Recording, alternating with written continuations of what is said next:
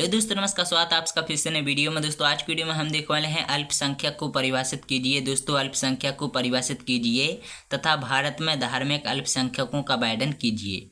यानी दोस्तों explain minority minority and describe religious minorities in India. तो चलिए दोस्तों, सबसे पहले हम देख लेते हैं अल्पसंख्यक का अर्थ है, मतलब अल्पसंख्यक का अर्थ यानी माइनॉरिटीज। तो दोस्तों जैसा कि शब्द से स्पष्ट है अल्प व्यक्तियों का समूह अल्पसंख्यक कहलाता है। दोस्तों अल्प व्यक्तियों का समूह अल्पसंख्यक कहलाता है। इसका अर्थ यह है कि दोस्तों उस समाज या राष्ट्र में विभिन्न दो या दो से अधिक वर्ग के लोग निवास करते हैं जिसमें एक वर्ग या समूह की संख्या कुल जनसंख्या की आधी से अधिक है। दोस्तों वह बहुसंख्यक वर्ग कहलाता है और जिस वर्ग या समूह की संख्या आधी से कम होती है वह अल्पसंख्यक वर्ग के नाम से जाना जाता है।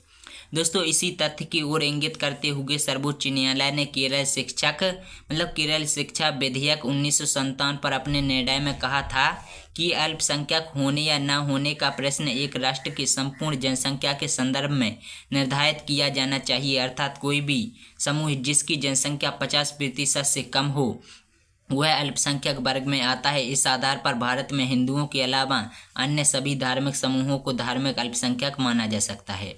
अब देख लेते हैं हम लोग अल्पसंख्यकों के प्रकार। दोस्तों अल्पसंख्यकों के 3 प्रकार होते हैं। सबसे पहला जो प्रकार है दोस्तों अल्पसंख्यकों मतलब धार्मिक अल्पसंख्यक। दोस्तों धार्मिक अल्पसंख्यक, भाषाई अल्पसंख्यक और जनजातीय अल्पसंख्यक। दोस्तों उपर्युक्त धार्मिक अल्पसंख्यकों के अलावा भाषा के आधार पर जिनकी संख्या आधी से कम है वे सब भाषाई अल्पसंख्यक में गिने जाते हैं। और जनजातीय अल्पसंख्यक वे हैं जो आर्थिक, सामाजिक, शैक्षणिक दृष्टि से पिछड़े हुए हैं। इन अल्पसंख्यकों का उद्देश्य शासन व संविधान में ऐसी सुविधाएं प्राप्त करना होता है जिसके द्वारा वह अपने धर्म और भाषा को सुरक्षित व विकसित कर सकें और बहुसंख्यक वर्ग के साथ जीवन यापन करते हुए अपनी पृथक अस्मिता और पहचान कायम रख सकें। तो दोस्तों पहला हमारा आता है इसमें भारत में अल्पसंख्यकों की श्रेणियाँ, यानी दोस्तों categories of minorities in India. दोस्तों भारत में अल्पसंख्यकों को मुख्यतः 3 श्रेणियों में बांटा जा सकता है। सबसे पहली जो श्रेणी है दोस्तों वो है भारतीय धार्मिक अल्पसंख्यक, दूसरा है भाषाई अल्पसंख्यक और तीसरा है जनजातीय अल्पसंख्यक।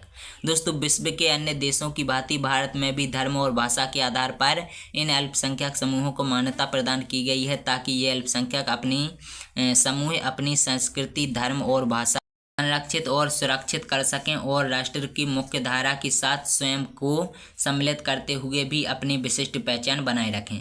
दोस्तों पहला है हमारा भारतीय धार्मिक अल्पसंख्यक। दोस्तों religious minorities in India. Bharat में अनेक धर्म अवलंबी निवास करते हैं। इनमें हिंदू, मुस्लिम, सिख, बौद्ध, जैन, पारसी, ईसाई आदि प्रमुख हैं। भारत एक हिंदू बहुल राष्ट्र है। इसकी संख्या भारत की कुल जनसंख्या का 82.4% है। अतएव से सभी धर्म अवलंबी अल्पसंख्यकों की श्रेणी में आते हैं। दोस्तों निम्नांकित तालिका द्वारा इसे स्पष्ट किया जा सकता है, जो कि आप लोग देख सकते हैं कि धार्मिक अल्पसंख्यकों की उस वजह से हम लोग देखें तो दोस्तों सबसे पहले आते हैं मुस्लिम। तो दोस्तों ये जो है जनसंख्या करोड़ों में है। सबसे पहले है 9.5 करोड़ मुस्लिम है भारत में। 1991 की जनसंख्या बता रहे हैं आप लोगों को। और प्रतिशत है 11.67% देश की जनसंख्या में। और ईसाइयों की जो जनसंख्या थी 1991 में दोस्तों 1 करोड़ 89 लाख। और बौद्ध थे इनकी जनसंख्या थी 1 करोड़ 63 लाख और इनकी जो आबादी थी 2% के लगभग थी। और चौथे जो थे बौद्ध दोस्तों ये थे 63 लाख इनकी आबादी थी और ये 0.77% थे। और जैन की अगर हम लोग बात करें तो दोस्तों ये थे 0.34% यानी 34 लाख, यानी दोस्तों 0.41% इनकी आबादी थी।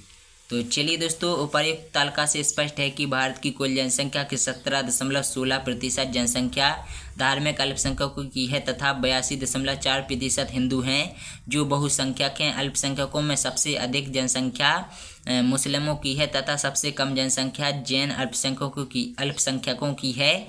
और इन सभी अल्पसंख्यकों के संबंध में अब हम अध्ययन करेंगे।